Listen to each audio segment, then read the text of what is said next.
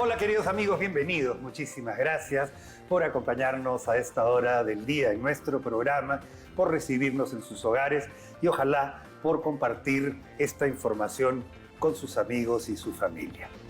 Hoy día para nosotros es un día muy especial porque es la primera vez en nuestro programa que estamos haciendo una consulta con el médico genetista. Genetista, que de genética. Nosotros hemos hecho muchos programas dentro de los cuales siempre hablamos de la predisposición genética para la diabetes, predisposición genética para los infartos al miocardio, predisposición genética para un montón de cosas. Y es verdad, el mundo de la genética va a cambiar, ha cambiado y va a seguir cambiando lo que entendemos como medicina. El día de hoy tenemos el gran placer de tener como nuestra invitada a la doctora Yoconda Manacero. Bienvenida, doctora. Gracias. Ella es pediatra, endocrinóloga pediatra y genetista y jefa del Departamento de Genética del Hospital del Niño de San Borja. Y le damos la cordial bienvenida, doctora. Muchísimas gracias. Porque para nosotros es un gran placer tener una persona que domine tanto estos temas y nos ayude a nosotros también a entender cómo funciona el cuerpo humano y cómo funciona de generación en generación. Bienvenida. Muy agradecida por la invitación. Doctora, yo me emocioné cuando dijeron se hizo el mapa genético humano. Resulta que cuando uno va a la computadora donde nuestro amigo Google descubre que el gen viene a ser una ramita de ADN y que nosotros, por cada célula del cuerpo, hay alrededor de 20.000 genes. Y tenemos 2 billones, o sea, 2.000 millones de células en el cuerpo. Exacto. Imagínense cuántos genes pudieran haber. Entonces, lograr un mapa genético, o por lo menos predecir, dependiendo de qué gen sucede qué cosa, es para mí una insane, como dirían, o sea, mucho conocimiento, doctora. Sí, explíquenos un poquito, por favor. Bueno, es cierto. El ser humano, en cada célula, en el núcleo de las células, están unas estructuras que son visibles al microscopio, que son los cromosomas. Al interior de los cromosomas tenemos al ADN, y en este ADN están codificados los genes. Cada ser humano tiene 23.000 genes aproximadamente, ¿no? Lo complicado es que la secuencia de ese ADN está dado por pares de bases y que las letras que codifican son solo 4. Entonces es como que si nosotros, si pudiésemos decir todas las letras del genoma humano, que es el conjunto de los genes, estuvieran escritas en una enciclopedia que tiene muchísimos tomos, ¿no? Pero allí las letras van a ser solamente una secuencia de 4 en diferente orden y es muy difícil determinar qué significa esa secuencia, ¿no? Entonces, cuando hacemos estudios genéticos, generalmente estudiamos un gen, si es un estudio de gen único, un conjunto de genes si es un panel genético para determinada condición que nos interesa investigar, o a veces estudiamos los 23.000 genes, pero ahora, solamente 23.000 genes de una célula, claro, doctora. de una célula. Una sola Sí. célula tiene 23.000 genes. Es cierto, pero en esta estructura que estudiamos hay diversos planos de estudio también, ¿no? Podemos estudiar el exoma, que se llama el secuenciamiento exómico de esos 23.000 genes, pero ahí no está toda la información. Resulta que entre exón y exón del ADN hay otras partes, como los intrones, y para estudiar ya esos componentes pasamos a otro nivel que se llama genoma, estudio del genoma. Entonces es bastante complejo, pero mediante todas estas investigaciones genéticas, estos exámenes, podemos llegar a un diagnóstico de precisión para muchas condiciones genéticas. Doctora, ¿se ha identificado, por ejemplo, el gen de la diabetes? ¿O por el momento no? Bueno, en diabetes hay diversos tipos de diabetes, pero por lo general la diabetes que es la más frecuente en los seres humanos tiene una etiología poligénica. ¿Qué quiere decir? Que hay varios genes involucrados, pero además hay factores ambientales. La como comida, la dieta, exactamente. exactamente. Pero es cierto que hay genes que predisponen a la diabetes, ¿no? Ajá, una predisposición. Exacto. Y nosotros siempre hemos hablado de la predisposición genética. Si tu papi tuvo, tu papá tuvo una enfermedad cardíaca alrededor de los 40, 50 años, hazte un chequeo a los 40, 50 años o antes, Exacto. porque hay una predisposición genética. Por la carga genética que uno recibe tiene de sus padres, Okay. ¿no? Doctora, hay enfermedades que básicamente solo se resuelven a través de un estudio genético. ¿Es correcto? Y se descubren o se diagnostican a través de un estudio genético. Sí, por supuesto. Más o menos, digamos que estamos hablando de unas 10.000 condiciones genéticas que pueden ser identificadas mediante estudios genéticos, ¿no? Algunas de ellas son relativamente frecuentes. De hecho, la condición genética más frecuente de los seres humanos es el síndrome de Down. Síndrome de Down, trisomía del par 21. Trisomía del 21, exacto. Okay. En vez de venir en par, el cromosoma 21, en las personas con síndrome de Down hay un tercer 21. Y por eso se llama trisomía del 21. Pero esto, sin embargo, es un diagnóstico genético que se hace con una prueba relativamente simple, porque se hace con un microscopio óptico, y eso se llama el estudio del cariotipo. Se cuentan los cromosomas y el biólogo va a poder identificar 3 21. Pero esto es una condición genética frecuente, porque 1 de cada 800 recién nacidos lo presenta, y se presenta al azar, ¿no? De hecho, esto que es lo más frecuente es relativamente fácil de diagnosticar, siempre y cuando uno pueda contar con un laboratorio de genética donde haya especialistas, biólogos especialistas en genética que puedan hacer estos exámenes. El Hospital del Niño de San Borja cuenta con estas instalaciones y el personal. Exactamente. Bueno. El Instituto Nacional de Salud del Niño de San Borja tiene una unidad de soporte al diagnóstico y tratamiento. De hecho, genética pertenece a esta unidad. Y genética tiene varias áreas, ¿no? El área de genética clínica, donde atendemos a pacientes en consulta, interconsultas, pacientes hospitalizados, pacientes por telesalud a nivel nacional, ¿no? Y hay 7 médicos genetistas que trabajan allí. Y usted me ha dicho que son 34 en el Perú. 34 en actividad, exactamente. O sea que también, después vamos a pasar a hablar un poquito de las enfermedades raras, pero de hecho que el médico genetista, me preguntabas al inicio, ¿qué hace un médico genetista, ¿no? Un médico genetista es un médico que por su interés en lograr un diagnóstico de precisión de aquellas enfermedades o condiciones genéticas que pueden tener una explicación debido a que se detecte un gen o varios genes de repente involucrados, decide hacer una especialidad en genética. Esta es una especialidad escolarizada y luego va a tener un título de médico especialista en genética, ¿no?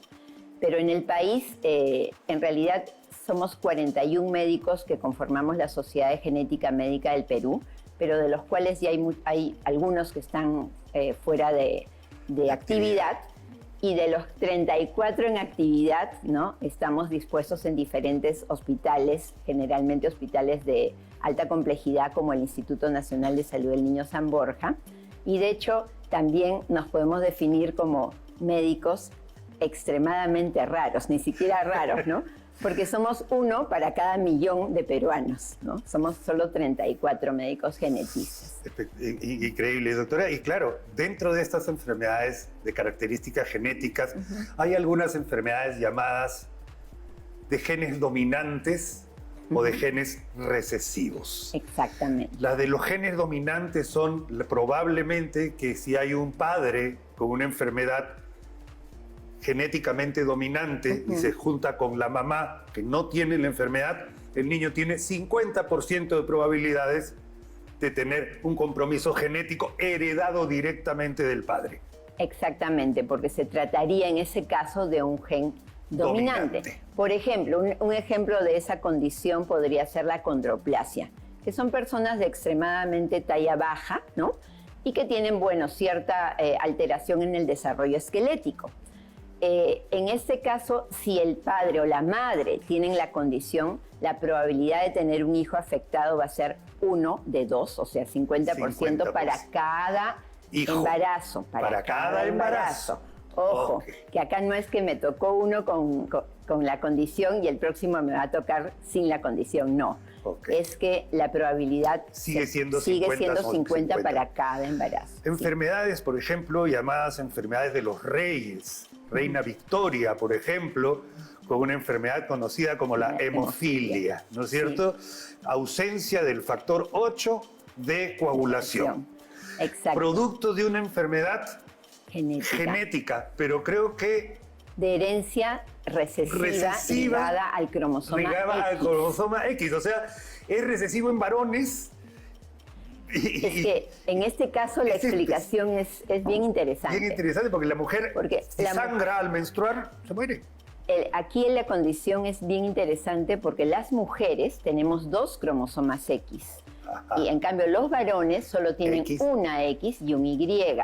Entonces, en estas condiciones genéticas como la hemofilia, la mamá podría ser solo portadora y no padecer y no morir, pero en cambio el hijo que hereda ese gen con la mutación de la hemofilia, ese sí va a ser una persona que va a padecer la enfermedad. Y la naturaleza es tan sabia, doctora, que digo, una mujer con hemofilia, en cada menstruación, en cada pérdida sanguínea, sería incontrolable en algunos casos, producto de esto, por eso eventualmente nos enferman. O sea, hay condiciones especiales porque la naturaleza es así. Lo que ustedes encuentran a veces son, no voy a decir esto, pero errores de la naturaleza. Exacto, sí. Bueno, nosotros preferimos llamar variantes, ¿no? Variantes genéticas que hacen que se presente tal o cual condición genética. Mencionó hace un rato que podrían ser recesivas, ¿no? Sí. Recesivas se refiere a que la persona necesita tener doble copia con la variante genética o mutación, doble copia. Y en este caso se explica porque la mamá tiene una, es solo portadora, y el papá tiene la misma variante y también solo es portador. Ellos no son afectados, pero al unirse sus genes se va a repetir la variante genética y el niño puede presentar la condición, ¿no? Doctor, existe, gracias a Dios, existen ahora la ayuda estatal, o por lo menos se está tratando de hacer, la ayuda del Estado para denominar estas enfermedades como enfermedades raras o huérfanas. Suena feíto el nombre, no me gusta en realidad como está, suena así, pero es un día muy especial porque la mayoría de estas enfermedades requiere muchas veces un diagnóstico genético, ¿es correcto? Es cierto, si bien todas no son genéticas, no todas, pero la mayoría sí, y necesitan que se les dé un diagnóstico de precisión, ¿no? El Día de las Enfermedades Raras en el nivel del mundo se escogió 29 de febrero, justamente porque es un día raro, ¿no? Claro, este año no hay 29. Entonces lo celebramos 28 de febrero. 28. Más que nada para presentarle a las personas que nos están viendo en sus casas que tienen o pueden tener el brazo que ayude a manejar condiciones muchas veces difíciles y delicadas. Exacto. Bueno, existe una ley, ¿no? Que ha promulgado el Ministerio de Salud, donde se da una protección para el diagnóstico y tratamiento de aquellas condiciones denominadas como enfermedades raras y huérfanas. Hay un listado de enfermedades raras y huérfanas, son 546 patologías con CIE-10, ¿no? Que están listadas allí, y de hecho el Ministerio de Salud ha propiciado que exista un registro nacional donde los médicos, al diagnosticar a una persona con alguna condición catalogada dentro de esas 546, puede registrarlo y así entonces se identifican a estos casos, ¿no? ¿Y tratarse a través del Seguro Universal eventualmente? En el caso del instituto donde yo trabajo, que es el Instituto Nacional de Salud del Niño San Borja, nosotros, claro, tenemos el soporte del Sistema Integral de Salud. Para las enfermedades raras y huérfanas que pudiesen ser tratamientos de alto costo, existe el FISAL, que es el Fondo Integral, ¿no? Que brinda este soporte que va a poder hacer posible que la persona tenga una cobertura en tratamiento. Ojalá esto llegue también a las compañías de seguros, cosa que lo dudo mucho. Pero doctora, ¿podría mencionarnos dentro de las primeras 4, 5, 6 enfermedades raras que se pueden considerar dentro de esta lista, de preferencia las más frecuentes? Sí, claro, de hecho que sí, en el hospital, en el Instituto Nacional de Salud del Niño San Borja, según la estadística, el año pasado hemos atendido más de 4.000 pacientes con condiciones raras, y dentro de las condiciones se han identificado que de los 546 códigos han acudido al hospital más de 370 y tantos diagnósticos, diagnósticos, ¿no? Pero diferentes. dentro de lo más frecuente son las condiciones que el instituto puede atender, ¿no? Por ejemplo, están ciertas leucemias raras, están condiciones cráneoencefálicas como la craneosinostosis, hidrocéfalo, que tienen necesidad quirúrgica. Falta de fusión, básicamente, de los huesos del cráneo, ¿no es cierto? La craneosinostosis, sí, más bien es la fusión prematura. La fusión prematura, se achica el espacio que hay y no deja crecer al cerebrito. Sí, lo contrario de la hidrocefalia. De acuerdo. Esas condiciones son frecuentes de tratar. Condiciones cardiovasculares graves, ¿no? Como por ejemplo la transposición de grandes vasos. Tetralogía de Fallot. Necesidad quirúrgica. Necesidad quirúrgica. Tetralogía de Fallot con transposición de grandes vasos, por ejemplo, una condición que tuve oportunidad de ver alguna vez. Exacto. Y también epilepsias refractarias, por ejemplo, ¿no? Focos epileptógenos exógenos. Que no se les puede tratar fácilmente y que muchas veces responden a una condición genética, y que si se logra identificar, incluso se puede definir un tratamiento quirúrgico. Entonces... Ay, doctora, vamos a desarrollar seguramente más adelante, alguna vez la voy a invitar, para hablar específicamente de algunas de estas enfermedades huérfanas raras. Incluso tengo entendido que condiciones como algunos tipos de esclerosis, ¿no es cierto? Hay una sociedad peruana de esclerosis múltiple, por ejemplo, y son personas que tienen posibilidades bien manejadas de tener una buena calidad de vida en ese tipo de enfermedades, para ver cómo es que la genética puede ayudar a estas personas a mejorar su calidad de vida, sobre todo. ¿Está de acuerdo? Por supuesto. Muchísimas gracias a la doctora Yoconda Manacero, una eminencia, de verdad. Mil gracias por acompañarnos el día de hoy. Y no se olvide, amigos, día 28 de febrero, Día Mundial de las Enfermedades Raras y Huérfanas, que a cualquier persona le puede tocar. Muy amable. Gracias.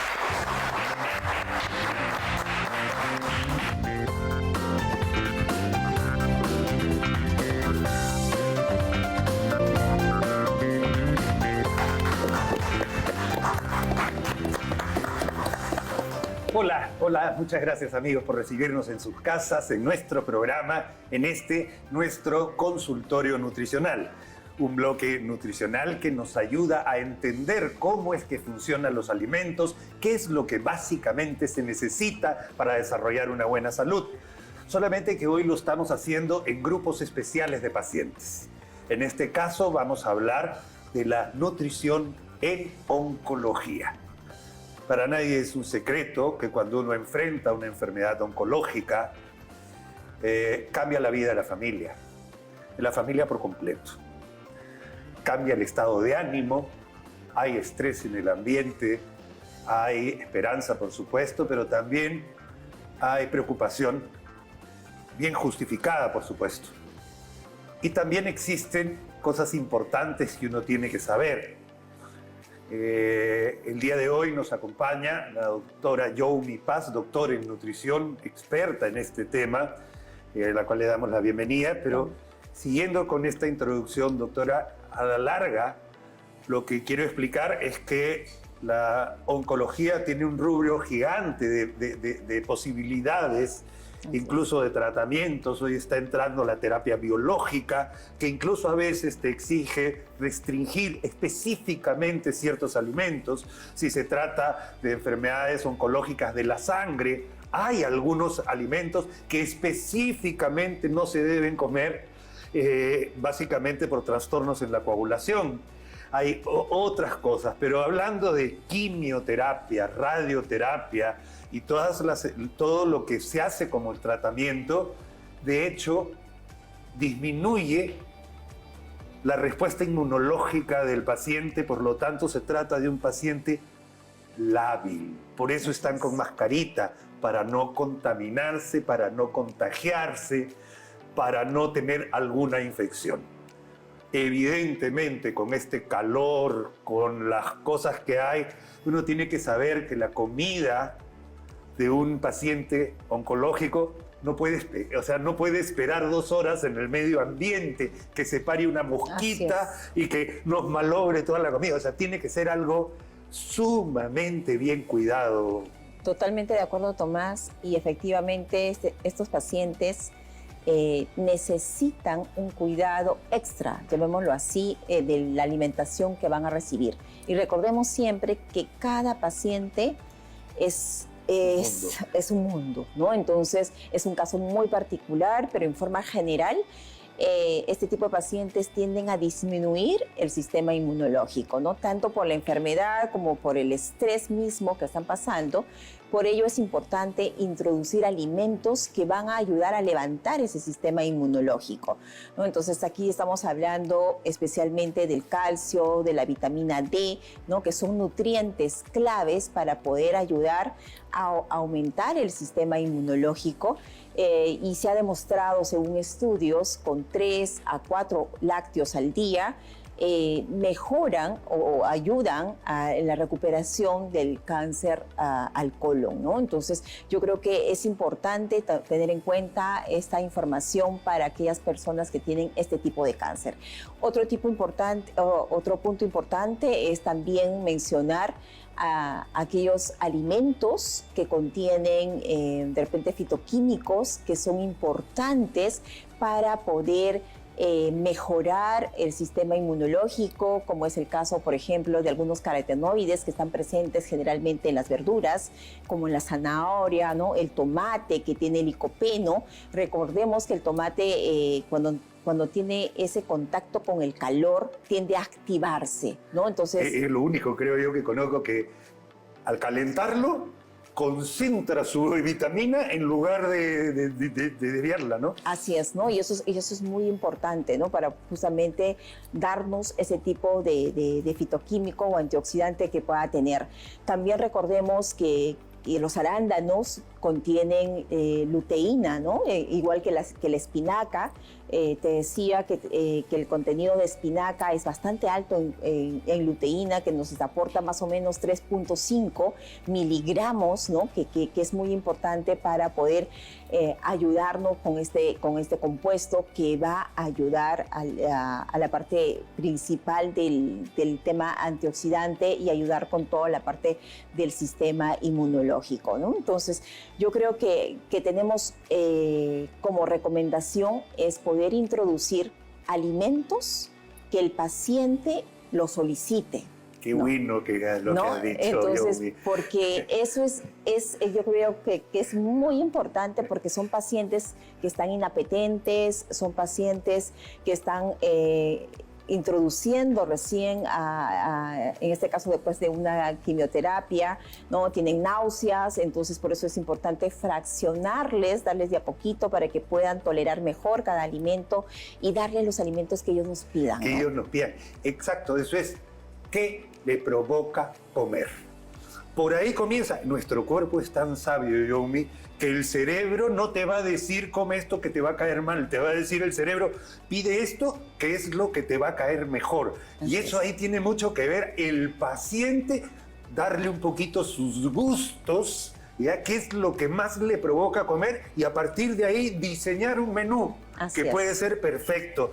Otra cosita sí bien importante es que, claro, ya lo dijimos en un bloque anterior, la limpieza y el lavado y los cuidados que tiene que haber, sobre todo con frutas y verduras. Así es. Importantísimo. Y quizás comenzar con ensaladas cocidas para después ir progresando a ensaladas más cruditas, pero hiper bien lavadas.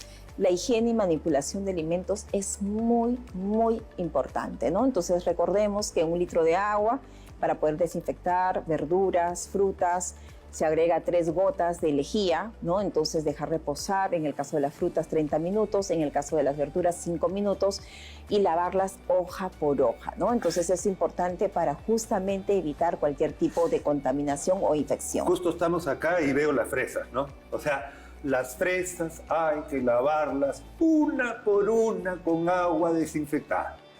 Una por una. Así que no hay nada que discutir al respecto. Hay cosas que están en la tierra y que a veces son regadas con agua de regadío o agua de acequia, y eso no pueden ingerir las personas que están ahí. ¿De acuerdo?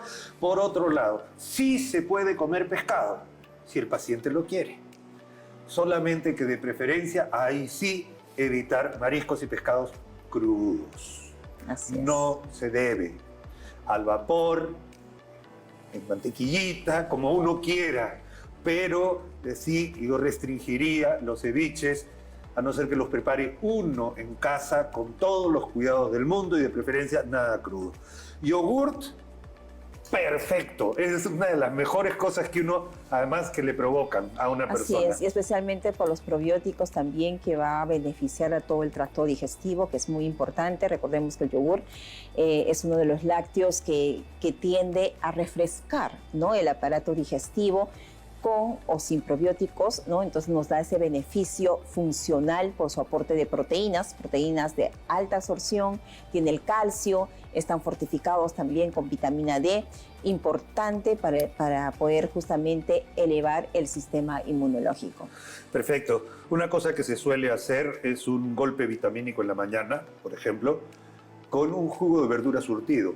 Nosotros siempre recomendamos comer la fruta, comerla, masticarla. Así es. Pero en estos casos y en algunos casos, especialmente cuando hay un problema de cuadros de digestión irregular, un jugo recién exprimido, recién hecho en la mañana, con diversas frutas y verduras, también ayuda por su cantidad de vitaminas y cantidad de productos especiales. Otro punto, Tomás, que es importante, y creo que todos los nutricionistas tenemos esa oportunidad de estar con el paciente, hacer una anamnesis alimentaria, ¿no? Que quiere decir es preguntarle al paciente sobre sus gustos, sus preferencias, y en base a esos hábitos es que tú tienes que hacer la planificación. Y crearles. Y crearles también, y mejorarles también los hábitos, que es muy importante, y llevarlos siempre a una alimentación que sea balanceada, que sea variada, que eso va a hacer que puedan tener todos los nutrientes necesarios. Totalmente de acuerdo, acá interviene muchísimo la voluntad del paciente y la ayuda que un nutricionista le pueda dar. Muchísimas gracias, Yomi Paz. Muchísimas gracias, queridos amigos, a ustedes.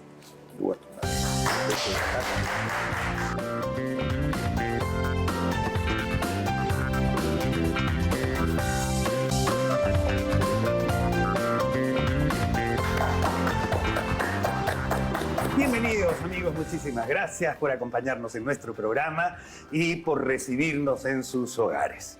Este es nuestro consultorio con el cirujano maxilofacial, una subespecialidad de la cirugía que básicamente agarra la parte de la cara y los huesos maxilares. El día de hoy nos acompaña el doctor Hernán Molina del Hospital de Emergencias de Villa El Salvador. Bienvenido, doctor. Muchísimas gracias por estar acá. Y vamos a hablar acerca de los trastornos de una de las articulaciones más importantes que tenemos, la articulación temporomandibular.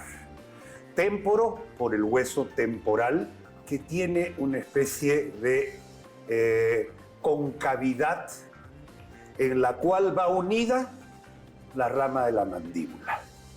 Una articulación muy especial porque se trata de un hueso fijo que está en el cráneo y un hueso móvil que es la mandíbula. Y eso hace de esta articulación una articulación muy, pero muy compleja. Y no solo eso, sino que nosotros tenemos en esta articulación un músculo sumamente importante y quizás el de más fuerza por kilogramo que existe en el cuerpo. El músculo macetero, que es el músculo que entrenamos todos los días porque todos los días comemos. O sea, es el músculo que más entrenado tenemos. Ustedes han visto algunas personas que pueden colgarse y solamente con los dientes. Bueno, básicamente es la fuerza de este músculo macetero. Bienvenido, doctor, nuevamente. Muchísimas gracias. Es una articulación sumamente compleja. Sí, es una articulación muy compleja por el tema de que esta articulación realiza movimientos que no se realizan en otro tipo de articulación en el cuerpo. Como por ejemplo, de su posición inicial es trasladarse de un lugar a otro. Y esa traslación que realiza esta articulación lo hace mediante un disco que se llama disco articular. Por eso muchas veces dicen personas, siento como un conejo al momento de abrir o cerrar la boca. Es porque producto de esa desarmonía que puede haber al momento de abrir o cerrar la boca, el disco se puede desplazar. Y ese desplazamiento trae de ciertas enfermedades dentro de la articulación, ocasionando de repente alteraciones de las sinoviales como la sinovitis o de repente otro tipo de enfermedades que pueden ocasionarse dentro de la misma articulación. Y cuando se presenta ese tipo de alteraciones tenemos un montón de tratamientos como para poder ayudar al paciente. Pero siempre es necesario catalogar cuál es la causa para ver qué tratamiento sería el adecuado. De acuerdo. Doctor, hay una entidad que está sumamente presente actualmente, incluso he conversado mucho con amigos dentistas y algo que lo ven todos los días, que es el hecho de vivir apretando la boca y rechinando los dientes, el famoso bruxismo, tanto que puede romper y rajar los dientes por la misma fuerza que tiene esta musculatura. Claro, como usted decía, el tema del músculo macetero, un músculo principal masticatorio, ya el cual la fuerza que tiene, que conlleva la oclusión en sí, que se traslada esa fuerza a los dientes, va a hacer que, y peor aún, por ejemplo, supongamos, yo tengo bruxismo, pero si yo tomo bebidas azucaradas tipo bebida gasificada, o de repente una dieta que sea rica en ácido, eso va a hacer que el desgaste de las piezas dentarias sea mayor. Como por ejemplo, si yo sufro bruxismo y tengo ese tipo de dieta, el desgaste dentario va a ser sumamente más rápido. Y si no tengo un tratamiento con algún especialista, prácticamente las piezas dentarias van a sufrir el desgaste progresivo y eso no tiene marcha atrás. Así es. Muchas veces cuando vamos al odontólogo los puede recomendar de repente usar un tipo de dispositivo intraoral para usarlo de repente durante la noche. Una férula le dicen, ¿no? Una férula para que... Pero es lo mismo que ponerse un casco y seguir golpeándose contra la pared, ¿no es cierto? A la larga no está solucionando el problema. Claro, no lo soluciona, pero en cierta manera cambiar la dieta y de repente apaciguar esa fuerza que tiene este músculo ayuda en cierto sentido a mejorar. Pero muchas veces, por ejemplo, cuando el bruxismo... tenemos dos tipos de bruxismo. Uno que se produce durante la noche. Claro, que hasta dormido y no te das cuenta, ¿no es cierto? Claro. Y el otro es cuando estás tenso. Claro, y el otro es el bruxismo diurno o de repente en vigilia, que es el peor. ¿Por qué? Porque de repente estamos haciendo una actividad, de repente estamos escribiendo y vemos de repente al paciente que contracciona los músculos maceteros que están justo en este lado aquí. Entonces, ese tipo de bruxismo, siendo en vigilia, es mucho peor por el hecho de que está constantemente el paciente apretando estos músculos y transfiriendo esa fuerza a las piezas dentarias, ocasionando su desgaste. Y también es muy importante el hecho de que, por ejemplo, de que ese tipo de personas de repente a veces dicen, no, yo lo tengo desde siempre y no tengo ningún problema. Pero hay otras personas que sí van a tener problemas y van a tener problemas articulares por el hecho de la sobrecarga que esto se presenta. De acuerdo, y el dolor puede llegar a ser muy intenso, doctor. O sea, muy intenso tanto que puede confundir con una otitis, por ejemplo, que puede confundir básicamente con un problema dental propiamente dicho, y es un problema de la articulación temporomandibular. Para entender la complejidad de esta articulación, nos vamos a poner de pie un segundito, doctor. Ya. ¿Me permite, por favor? Adelante. Pase usted. Esto es lo que usted decía, doctor, de la traslación de este cóndilo en esta cavidad, ¿no es cierto? Pero esto termina acá. Claro. Por ejemplo, acá estamos viendo un cráneo. Acá se ve el hueso, que es el hueso temporal. Esta parte de aquí se llama conducto auditivo externo.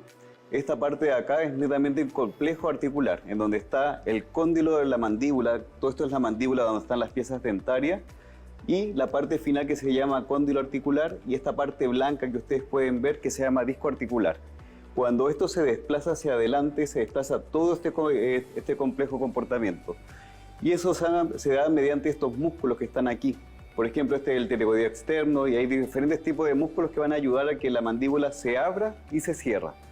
Entonces, al hacer esa biomecánica de apertura, cierre, movimientos laterales, protusiva, retusiva, son varios movimientos que se dan, que toda esa complejidad de movimientos se traslada a las piezas. Se traslada dentarias indirectamente hacia las piezas. Claro. Y también hay un lateralismo, doctor. Claro. O sea, no solamente es arriba y abajo. Si usted hace así, puede moverse la articulación un poquito. Hay cierta lateralidad que permite el hecho de que sea una articulación sumamente compleja.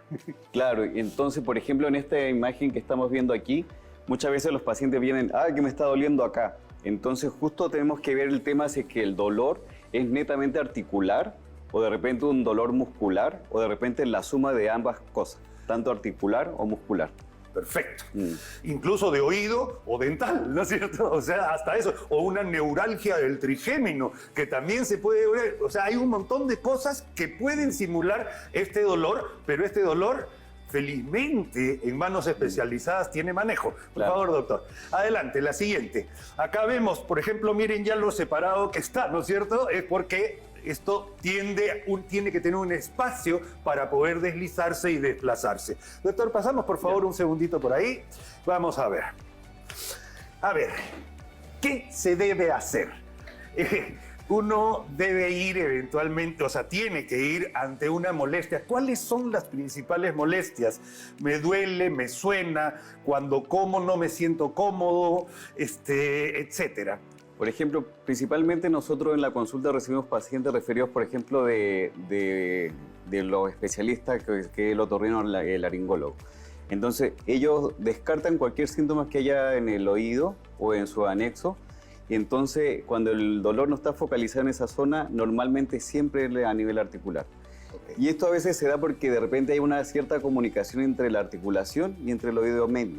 Entonces, en descripciones antiguas catalogaban que había como un ligamento que unía prácticamente el oído medio con la articulación temporomandibular. Entonces, de cierta manera, la continuación que tiene de esta zona a esta zona es muy reducida. Entonces, eso puede hacer posible que el paciente de repente diga, no, es que me duele el oído, tengo el oído tapado o cosas similares. De acuerdo. Tenemos una imagen que le vamos a ver desde acá, doctor, pero es cuando esta inflamación del aparato articular, ¿cómo? O sea, en este caso se está viendo un procedimiento, ¿no es cierto? Claro. Este es un procedimiento que puede ir desde una infiltración anestésica con algo de antiinflamatorios, incluso con un tratamiento específico, ¿no es cierto? Eso es novedoso en realidad. Claro, hay tratamientos que, por ejemplo, como decíamos, la férula, pero después el tratamiento que continúa ya sería como el de la imagen, que se llama artrocentesis. La artrocentesis es un procedimiento en el cual se lava la articulación por dentro. Como ustedes pueden ver ahí en la imagen... De acuerdo, por temas inflamatorios, o sea, para barrer un poco esto, para quitarle adherencia, supongo. Claro, por ejemplo, la indicación específica de una artrocentesis es por tema de bloqueo. Por ejemplo, cuando el paciente no puede abrir la boca. Es porque el disco se ha desplazado y necesitamos que esa cavidad se infle de líquido para que el disco vuelva a su posición y pueda hacer los movimientos completos. Okay. La otra es que cuando haya un bloqueo cerrado, o sea, el bloqueo cerrado y el bloqueo abierto. Cuando el paciente queda con la boca abierta y no la puede cerrar. Le conté que me pasó eso en emergencia alguna vez.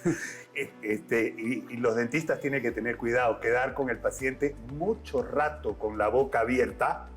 Hay que quedarte ahí porque te están curando una muela, por ejemplo. Después el paciente no la puede cerrar. Se ha desplazado y se ha luxado la mandíbula, en realidad. Claro, hay una luxación, por ejemplo, por traba mecánica. Como vimos el tema de la anatomía, el cóndilo adelante, el cóndilo del temporal, el hueso temporal, tiene como una prominencia. Entonces, cuando esto se desplaza más de lo debido, hace que la mandíbula, claro, no pueda retroceder. Entonces nosotros necesitamos hacer una maniobra que se llama la de Nelaton, donde colocamos los pulpejos de los dedos. Pulgar, claro, la muela del juicio casi, ¿no es cierto? Claro, hacemos un movimiento hacia abajo, Y hacia adentro. hacia atrás y hacia arriba. Y eso hace que, el cóndilo retorne a su posición original y pueda tener todos los movimientos. Hay que tener muchísimo cuidado con esa maniobra. Hay Claro. casos específicos que he visto que al momento de encajar nuevamente la mandíbula, el paciente ¡clac! Y muerde sin querer y tus dedos están adentro. Ojo con eso. Incluso se habla que hay que vendarse los dedos para poder hacer esta Maniobra. reducción, ¿no es Claro. cierto?, de la reducción. Doctor, yo siempre he pensado, o sea, la verdad que un músculo o la boca que la usamos todos los días está entrenada y el hecho de sufrir de esta articulación puede hacerte la vida realmente imposible. Acuda a un especialista, en este caso a un cirujano maxilofacial, acuda a un clínico para que sea derivado a esta especialidad que afortunadamente tiene manejo. Hay formas de ayudar y solucionar este tipo de problemas. Claro, siempre es necesario también, por ejemplo, al momento de nosotros ir a la consulta, hay veces que no sabemos que tenemos un trastorno temporomandibular. De repente sufrimos dolores de cabeza, tenemos cansancio al momento de comer, o de repente hemos tenido una caída y ha repercutido directamente en la mandíbula. Y todo eso, esa seguidilla de síntomas asociado también al estrés, es como la que se desencadena todos estos problemas. Porque de repente podemos haberlos caído, podemos tener esto, tener lo otro, pero eso le agregamos el estrés y ya se desencadena todos los problemas articulares. Entonces es un punto bien importante. Un punto bien importante, amigos. Esta es nuestra primera charla con un cirujano maxilofacial en el programa, pero una patología que está presente. El mismo estrés, doctor, está generando un bruxismo generalizado en la población y como bien lo dijo el doctor, muchas veces las lesiones o los daños se hacen mientras uno está durmiendo. Ojo con eso. Muchísimas gracias al doctor Hernán Molina del Hospital de Emergencias de Villa El Salvador por hablarnos de esta articulación tan importante que hemos presentado el día de hoy ustedes, la ATM, articulación temporomandibular. Muchísimas gracias por habernos acompañado. Gracias, queridos amigos. Nosotros regresamos y seguimos con más de nuestro programa.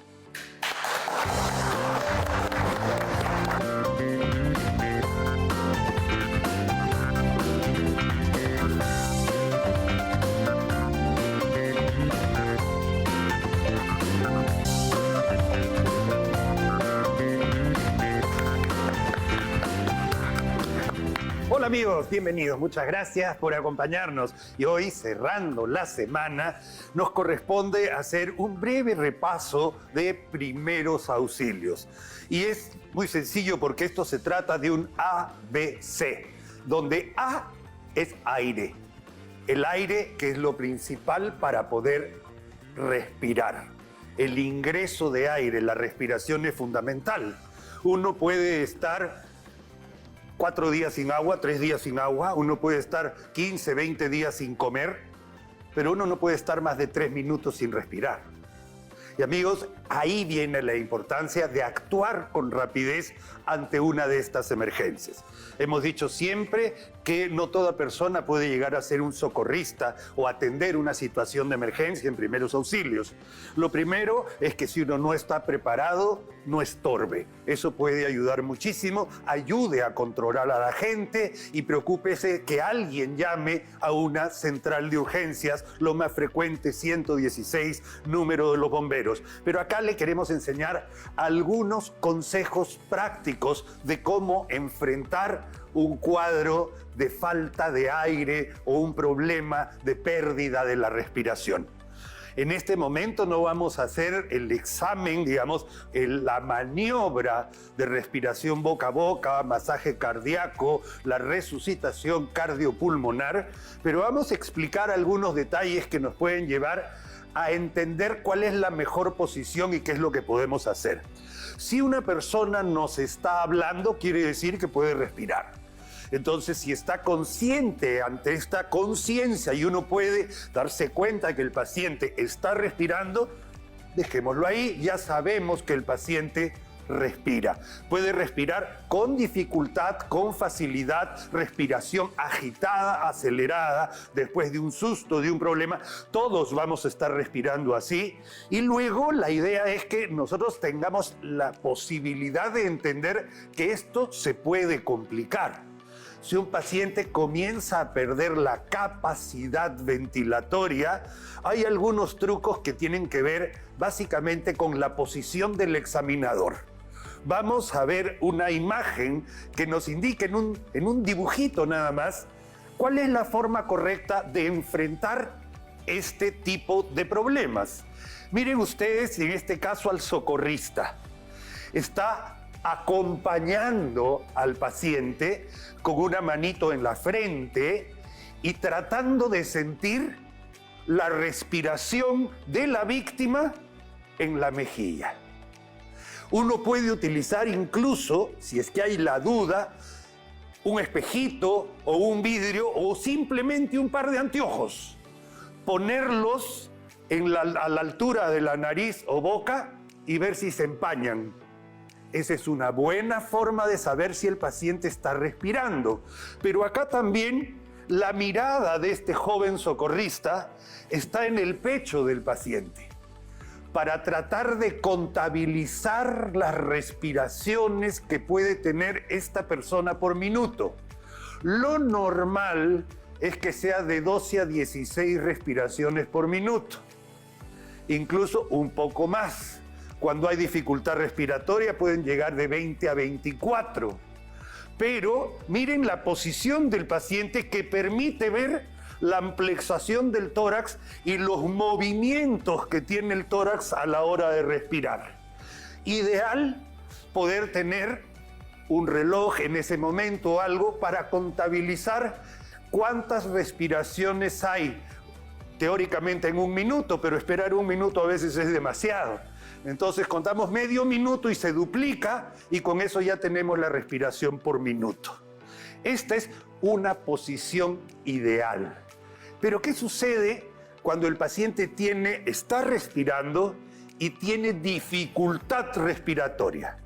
Vamos a decir una crisis asmática, por ejemplo, o un traumatismo torácico que le impide amplexar el tórax y que le impide un buen movimiento del tórax por fracturas costales. Vamos a decir algo muy frecuente, especialmente en algún accidente de tránsito.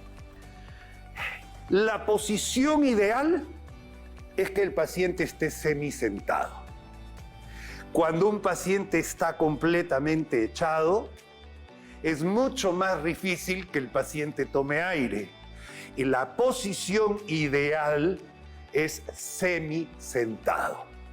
Y hay varias formas de hacerlo. Por ejemplo, si uno no lo puede sentar en una sillita, vamos a ver si uno no lo puede sentar en una silla porque el paciente esté en el suelo, etcétera. En una posición semisentado voy a hacer acá, disculpen algo, no lo he preparado, pero esta es una forma fácil como para poner a un paciente semisentado. Miren ustedes. Ahí está. ¿De acuerdo? Miren, vamos a ponerlo así. Ya. Echamos al paciente y lo ponemos apoyado en esta posición para que quede ahí semisentado. ¿Se dan cuenta? Y así el paciente puede mantener un flujo ventilatorio mucho más sencillo y más fácil de manejar. Amigos, estos son consejos simples, pero consejos que pueden salvar vidas. De eso se trata. Aprender a manejar situaciones de emergencia, en este caso con lo más importante, la respiración. Como todo viernes, nosotros nos vamos deseándoles siempre que pasen un lindo fin de semana y les damos un consejo. Actúe con prudencia, maneje con cuidado, respete las reglas de tránsito, no invada el carril de emergencia y disfrute de un fin de semana con paz, tranquilidad, alegría con toda su familia. Muchísimas gracias. Buen fin de semana. Hasta luego.